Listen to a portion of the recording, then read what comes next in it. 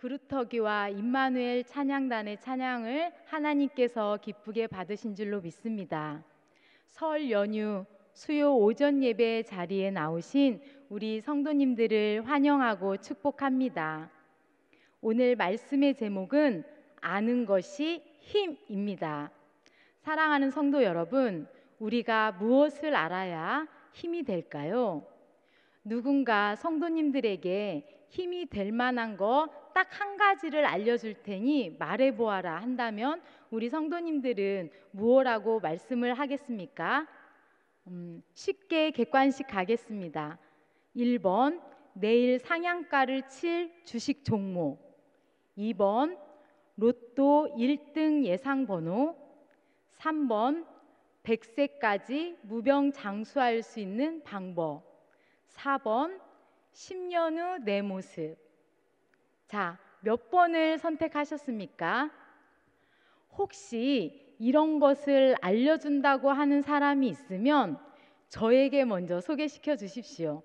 제가 신빙성이 있는 정보인지 확인한 후에 말씀드리도록 하겠습니다. 사실 이런 뜬구름 잡는 정보를 쫓아다니게 되면 힘이 되는 게 아니라 삶이 피폐해질 수 있으니 조심하시기 바랍니다. 요즘 뉴스나 각종 매체 그리고 우리 젊은 세대들의 대화를 엿듣게 보면 이전에는 없었던 익숙하지 않은 신조어들이 참 많습니다. 예를 들어서 MZ세대, 메타버스, 뉴노멀 시대, 깐부, 요린이, 헬린이, 쿠세권, 별세권. 와, 우리 성도님들은 몇 개의 단어를 알고 계십니까? 급변하는 사회 속에서 넘쳐나는 정보와 지식을 아는 것 중요합니다.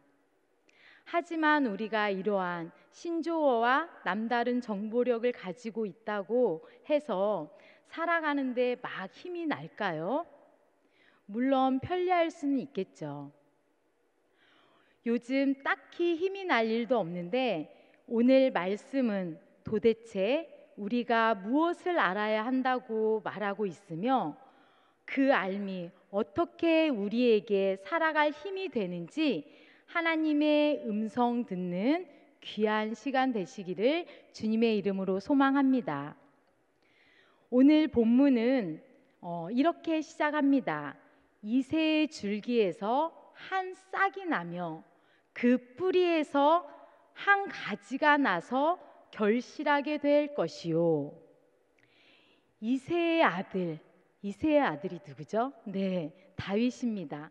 이새의 아들, 즉 다윗의 자손에게서 메시아가 오실 것을 예언합니다. 그리고 그분에게 여호와의 영이 임하게 되면 그 메시아를 통해서 이루어질 하나님의 나라를 이야기하고 있습니다.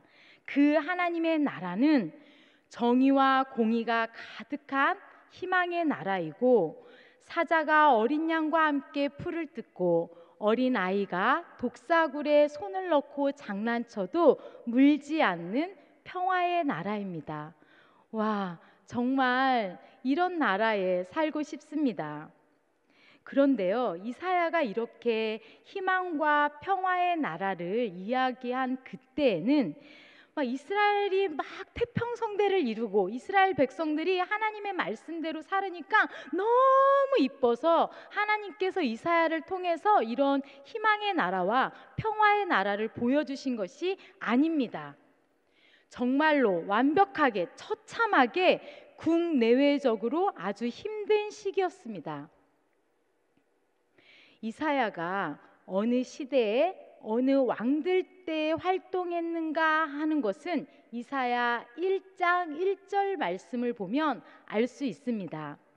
유다 왕 우시야와 요담과 아하스와 히스기야 시대에 아모스의 아들 이사야가 유다와 예루살렘에 관하여 본 계시다라고 나옵니다. 이 본문의 왕들 중에 세 번째 왕인 아하스 왕이 다스리던 때에 오늘 본문 말씀이 나왔는데요. 이때 국외적 그리고 국제적 정세를 살펴보면 우리 성도님들이 잘 알고 있는 북이스라엘을 멸망시킨 나라가 어디였죠? 네, 맞아요. 아수르입니다.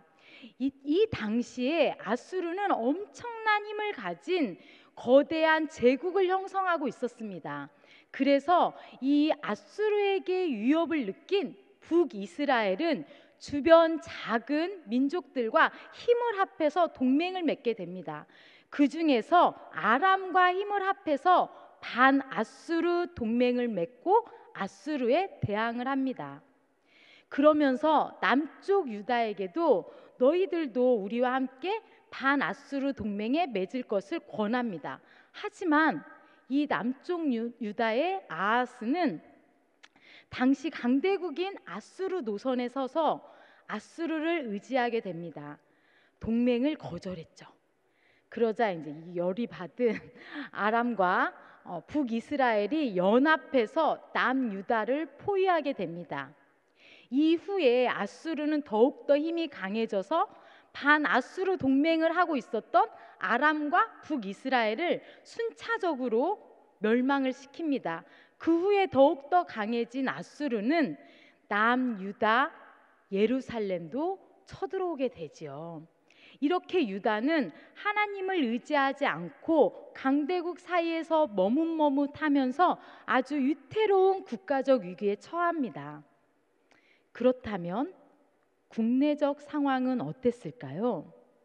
국내 상황도 녹록하진 않았습니다.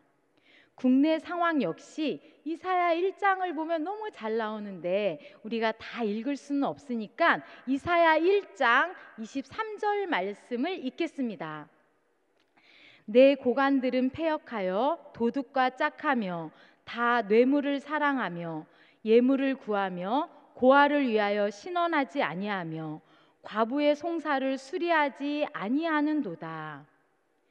국내 상황 역시 희망의 요소라고는 그 어디에도 없었습니다. 백성을 다스려야 하는 고관들은 도둑놈들과 짝하며 뇌물을 좋아하고 호의호식하였습니다.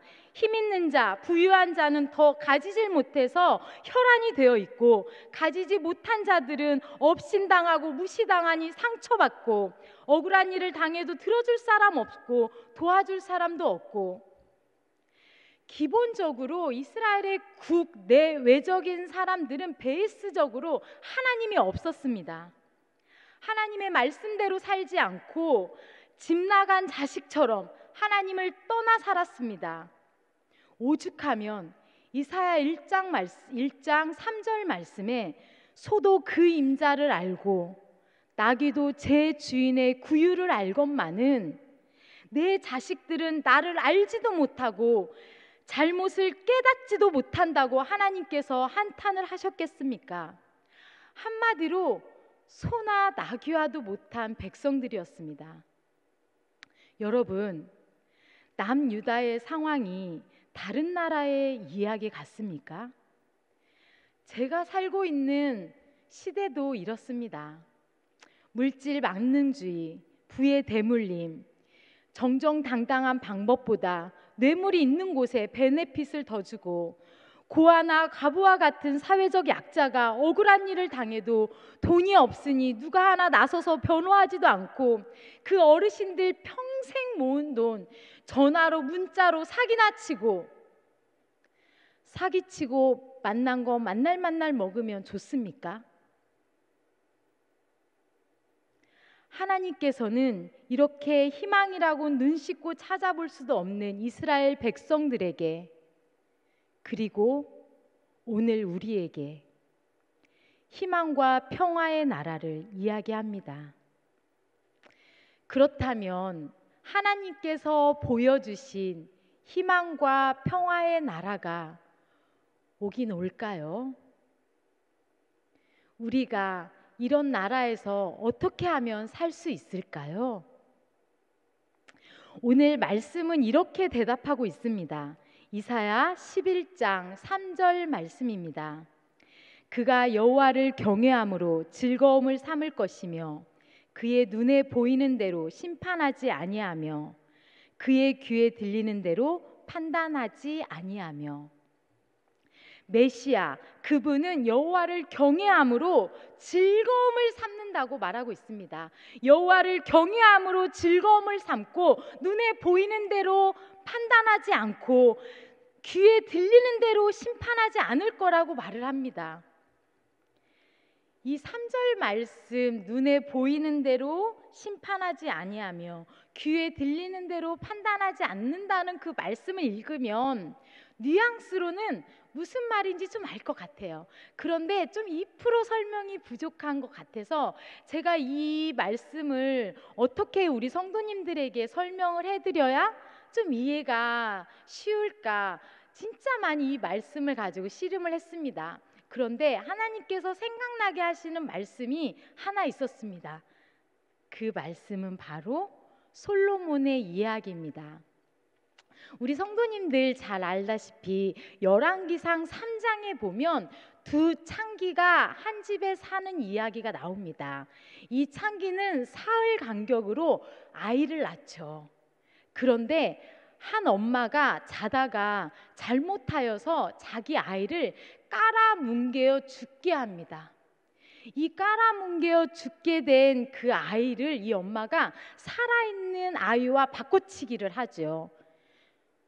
살아있는 아이의 엄마가 새벽에 일어나서 아이에게 젖을 물리는데 보니까 아이가 죽어 있는 거예요. 그래서 자세히 보니까 게다가 내 아이가 아닌 거죠. 이 열왕기상 3장에 보면 솔로몬 왕에게 와서 이 두 여자가 서로 자기가 이 살아있는 아이의 엄마라고 서로 싸움을 합니다. 거짓과 속임수로 자칫 누구 한 명 억울한 일을 당하기 딱 좋은 상황이었습니다. 솔로몬이 어떻게 말하죠? 신하에게 이야기합니다. 칼을 가져와라. 그리고 이 아이를 반으로 잘라서 반반 나눠주어라. 이렇게 이야기를 하니 이 아이의 진짜 엄마는, 제가 표준 세번역 버전으로 스토리텔링을 하겠습니다. 이 엄마는 모성애가 활활 불타올라, 아닙니다, 살려만 주십시오. 제 아이가 아니어도 되고 내가 이 아이의 엄마가 아니어도 되니까 이 아이를 저 여인에게 주라고 이렇게 말합니다. 하지만 가짜 엄마는 뭐라고 말합니까? 어차피 내 아이도 될 수 없고 네 아이도 아닐 텐데 차라리 나누어 갖자, 이렇게 이야기를 하죠. 그 결과 다 아시죠? 솔로몬이 아주 지혜롭게 진짜 엄마를 찾아줍니다. 그런데요, 이 이야기에서 더 중요한 거는 이 소식을 들은 백성들의 반응입니다. 이 백성들이 이 소식을 듣고 왕을 두려워하였다고 하였습니다. 왜요? 그의 속에 하나님의 지혜가 있다고 생각했기 때문입니다. 말씀대로 보면 하나님께서 주시는 지혜로 공정하게 판단한다는 것을 알고 왕을 두려워하였다라고 성경에는 기록되어 있습니다. 백성들은 알았던 거죠. 솔로몬 안에 하나님이 있다. 사랑하는 성도 여러분, 여기서 말하는 두려움이 바로 경외입니다. 거룩하신 하나님께 느끼는 두렵고 떨리는 마음. 오늘 3절 말씀의 키워드는 하나님을 경외함으로입니다. 하나님을 경외함으로 눈에 보이는 대로 심판하지 아니하고 귀에 들리는 대로 판단하지 않는다고 말하고 있습니다. 4절 말씀에도 가난한 사람들을 공의로 재판하고 세상에서 억눌린 사람들을 바르게 심판하는 그런 희망의 나라가 하나님을 경외함으로 임한다고 오늘 말씀은 분명히 이야기하고 있습니다. 성도 여러분, 우리가 어떻게 악한 사람들을 이깁니까? 그들의 권모술수와 거짓 조작을 어떻게 이겨냅니까? 사기치고 속이는 자들, 부모를 대적하고 유아를 학대하며 사체를 유괴하는 사람들을 어떻게 막습니까? 우리 모두가 살아계신 하나님을 두렵고 떨림으로 경외하게 될 때, 그렇게 경외하며 살아갈 때 진실에 눈 감지 않고 하나님이 주시는 마음으로 지혜롭게 영적 분별력을 가지고 오직 정의가 물같이, 공의가 마르지 않는 강물같이 그렇게 흐르는 희망의 나라가 될 줄로 믿습니다. 할렐루야. 사랑하는 성도 여러분, 두렵고 떨리는 마음으로 하나님을 경외하며 살아갑시다. 빛의 자녀답게 내 이익을 위해서 남의 눈에 피눈물 내지 말고 하나님의 현존 앞에서 당당하게 말씀대로 살아갑시다. 이제 이사야 11장 6절부터 8절 말씀까지의 말씀을 보겠습니다. 그때 이리가 어린 양과 함께 살며 표범이 어린 염소와 함께 누우며 송아지와 어린 사자와 살찐 짐승이 함께 있어 어린 아이에게 끌리며 암소와 곰이 함께 먹으며 그것들의 새끼가 함께 엎드리며 사자가 소처럼 풀을 먹을 것이며 젖 먹는 아이가 독사의 구멍에서 장난하며 젖된 어린아이가 독사의 굴에 손을 넣을 것이라. 여러분, 이 말씀을 읽으면서 막 그림이 그려지나요? 이 말씀대로라면 우리가 사자랑 양이랑 뒤엉켜서 저 푸른 초원 위에 함께 뛰놀고 있어야 합니다. 오늘 말씀을 자세히 들여다보면 여러 가지 동물들이 나옵니다. 우리 자막 한 번만 다시 보여주실까요? 6절에서 8절 말씀인데 오늘 말씀을 보면 동물의 세계에서 소위 강자로 대표되는 짐승, 이리, 표범, 곰, 사자, 독사가 나옵니다. 그리고요, 동물의 세계에서 가장 약자로 대표되는 그 대표주자, 어린 양, 새끼 염소, 송아지, 암소가 나옵니다. 여러분, 이 6절, 7절, 8절은 동물로 비유됐지만 궁극적으로 하나님께서 보여주시는 평화의 나라는 강자와 약자가 함께 공존하는 그런 나라입니다. 자, 그럼 제가 퀴즈를 내겠습니다. 혼자 별거 다 합니다.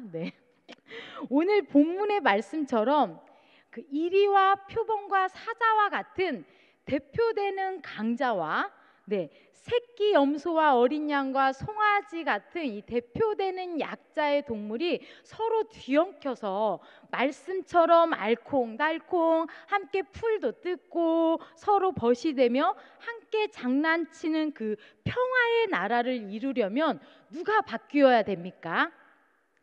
강자인 사자입니까? 아니면 약자인 어린 양입니까? 약자인 어린 양이 그래 결심했어. 이제 난 사자와 친구가 될 거야. 그리고 어린 양 염소가 저도 2022년부터 마음을 고쳐먹고 표범과 사이좋게 지내겠습니다. 막 이런다고 막 서로 변해서 서로 친구가 됩니까?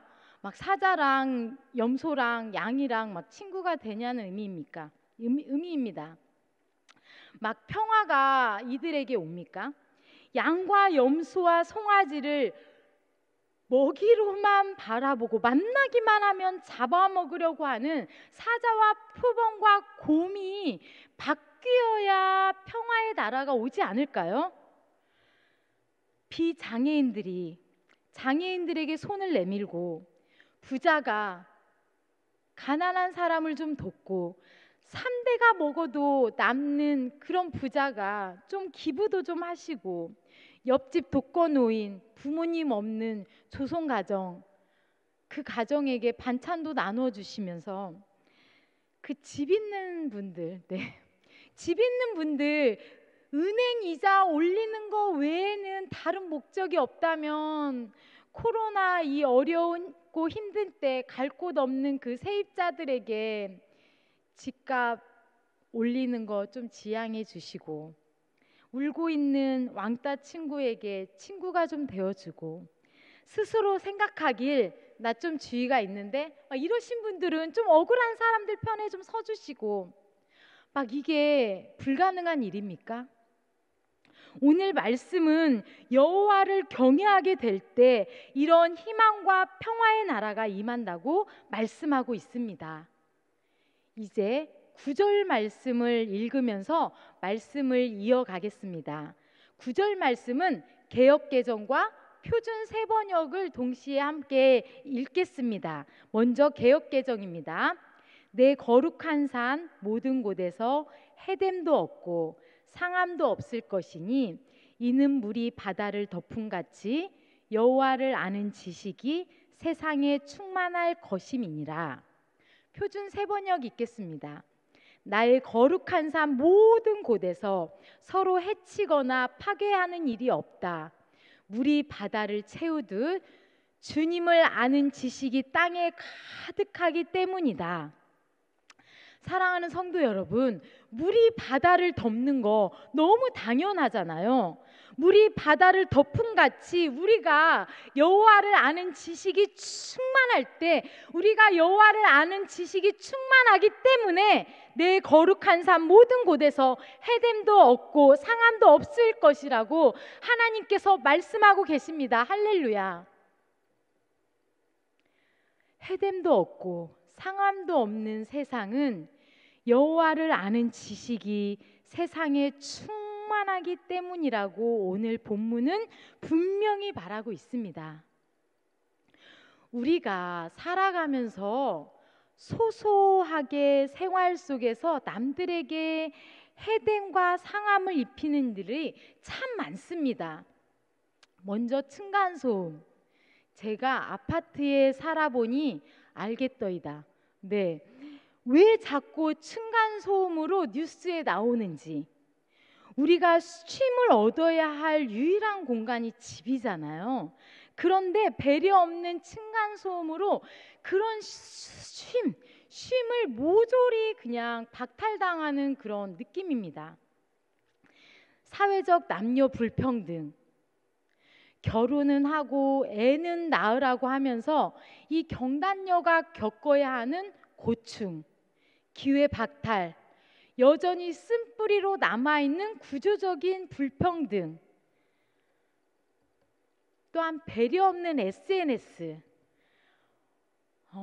SNS는 용건과 용무가 있을 때 우리가 보통 카톡과 문자를 보내잖아요. 근데 뭐 하루에 일과처럼 보내지만 이거를 수개월, 수년 동안 보내면 정말 그 상대가 본인이 생각하는 것만큼 행복할까요? 이건 조금 생각해 볼 문제인 것 같아요. 그리고 새롭게 생긴 스토킹 범죄 예방 공익 광고를 보면 이런 말이 나와요. 뭐 사랑이 죄야? 좋아하는 마음이 죄야? 밀어붙여! 막 이러지만 상대가 원하지 않는 반복적인 행위는 범죄입니다. 멈추세요. 라고 공익 광고 카피에 나옵니다.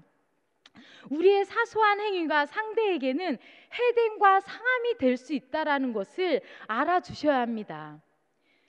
사랑하는 성도 여러분, 우리가 살아가면서 누구나 느끼는 체감 온도라는 게 있습니다. 겨울에는 모두가 춥고 여름에는 모두가 더운, 모두가 함께 느끼는 체감 온도잖아요. 코로나가 장기화되면서 모든 국민들이 참 힘들다, 너무 어렵다, 먹고 살기 힘들다라는 체감 온도 속에 살고 있습니다. 서민들 먹고 살기 힘들고, 소상공인 자영업자들 자릿세 내기도 힘들고, 경제가 안 좋으니까 인건비 줄이겠다고 직원도 안 뽑고, AI 시대 로봇의 비중이 커지면서 취업은 더 어렵고, 집값은 자꾸 오르니 경제적 부담으로 젊은이들은 결혼도 안 하려고 합니다. 이게 특정한 사람에게만 해당되는 일입니까? 우리 모두 이렇게 힘든 시대에 살아가고 있습니다. 하나님께서는 힘들게 살아가는 우리 모두에게 이렇게 말씀하고 계십니다. 물이 바다를 덮음같이 여호와를 아는 지식이 충만할 때 내 거룩한 산 모든 곳에서 해됨도 없고 상함도 없게 될 거라고. 저는 사실 이 말씀을 준비하면서 너무너무 행복했습니다. 매일매일 그냥 이런 나라가 막 올 것 같았어요.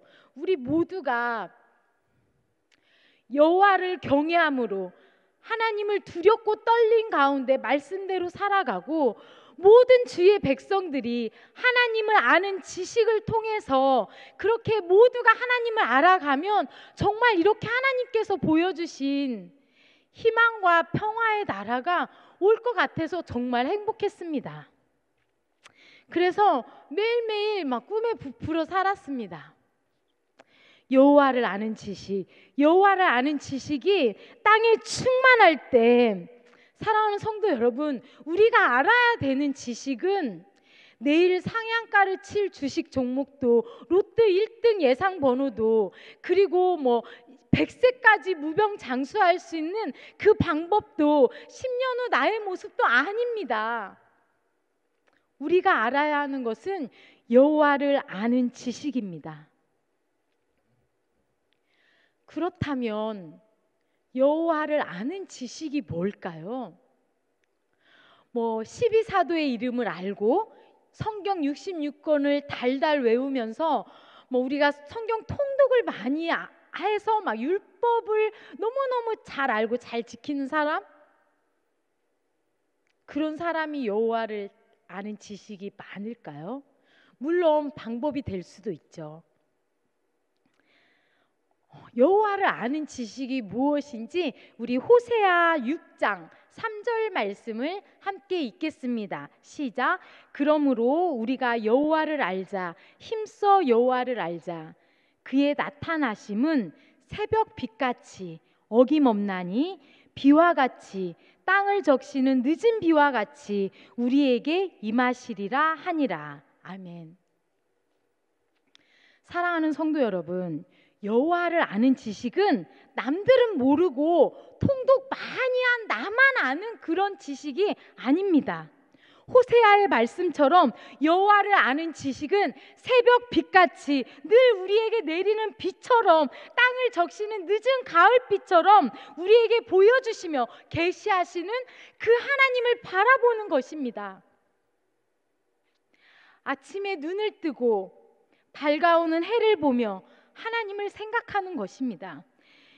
하루 열심히 일한 우리에게 쉼을 주시려고 밤을 허락하시고 반짝반짝 빛나는 별을 보며 하나님께 감사하는 것입니다.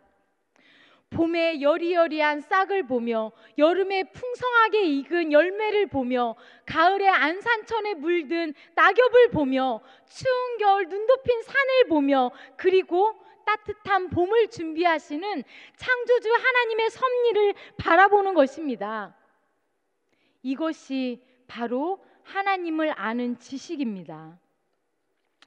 하나님께서는 우리에게 그렇게 자신을 알게 하십니다. 보여주고 계십니다. 지금도 하나님께서는 우리에게 말씀하십니다. 사랑하는 안산제일교회 성도들아, 내가 너희와 늘 함께하고 있다. 아침 해를 바라보며 내가 이 아침을 열었음을 알아다오. 비가 내릴 때 그 비를 보며 내가 메마른 땅을 적시고 있다라는 것을 좀 알아다오. 코로나 가운데 사투를 벌이고 있는 너희들과 함께 너희의 신음소리를 듣고 있음을 알아다오. 내가 너희와 함께하고 있다라는 것을 믿음의 눈을 뜨고 바라보아다오. 내가 곳곳에 너와 함께 있다고 여기저기에서 나타내고 있는데 그것 좀 알아다오. 난 언제나 어디서나 늘 너희와 함께하고 있단다. 할렐루야. 그렇습니다. 하나님께서는 내가 너희와 함께하고 있다고 늘 보여주고 계십니다. 우리는 그런 하나님을 힘써 알기만 하면 됩니다. 영안이 밝다고 하잖아요. 믿음의 눈을 뜨고 영적 분별력을 가지고 온 땅에 계시하시며 자신을 드러내시는 하나님을 바라보십시오. 여호와를 아는 힘이 진정 우리가 살아갈 힘이 됩니다. 물이 바다를 덮은 같이 이 세상 모든 주의 백성들이 여호와를 경외함으로 여호와를 알게 되면 해함도 없고 상함도 없는 그 거룩한 곳에서 우리가 힘있게 살아갈 줄로 믿습니다. 힘을 내십시오. 하나님께서는 우리와 늘 함께 하십니다. 모두가 힘든 시기 여호와를 알아갑시다. 힘써 알아갑시다. 그리고 지금도 우리의 가장 가까운 곳에서 자신을 보여주시고 계시는 하나님을 바라보며 힘을 내고 살아갑시다. 하나님 우리 아버지, 하나님 우리 아버지, 우리가 하나님의 자녀인 것이 우리의 특권인 줄로 믿습니다. 기도하시겠습니다. 하나님 우리 아버지, 하나님께서 우리 아버지이시고 우리와 늘 함께 하시는데 연약함으로 어려움에 낙심하고 실패에 좌절하고 살았습니다. 하나님을 두렵고 떨림으로 경외하지 않고 내 맘대로 내 욕심대로 남에게 피해가 되건 말건 내 만족을 위해서도 살았습니다. 주님 용서하여 주옵소서. 하나님께서 우리와 늘 함께 하심을 믿음의 눈 들어 바라보게 하시고 어렵고 힘들다고 말하지만 그럼에도 불구하고 우리들이 구원받은 백성 하나님의 자녀임을 잊지 않고 하나님을 아는 지식으로 하나님의 현존 앞에서 위로받고 힘을 얻으며 살아가게 하옵소서. 설날 연휴 사랑하는 안산제일교회 모든 성도님들 오가는 길 안전하게 지켜주시고 온라인으로 예배하는 믿음의 권속들 자자손손 믿음의 유산을 남겨줄 수 있는 거룩한 주의 백성들 되게 하옵소서. 봉헌하는 손길을 위해도 하나님께서 넘치는 은혜 허락하여 주시고 쓰고 남은 거 하나님께 드리는 것이 아니라 구별하여 없는 중에도 온 마음으로 드렸사오니 하나님 기쁘게 받아 주옵소서. 감사드리며 예수님의 이름으로 기도합니다. 아멘.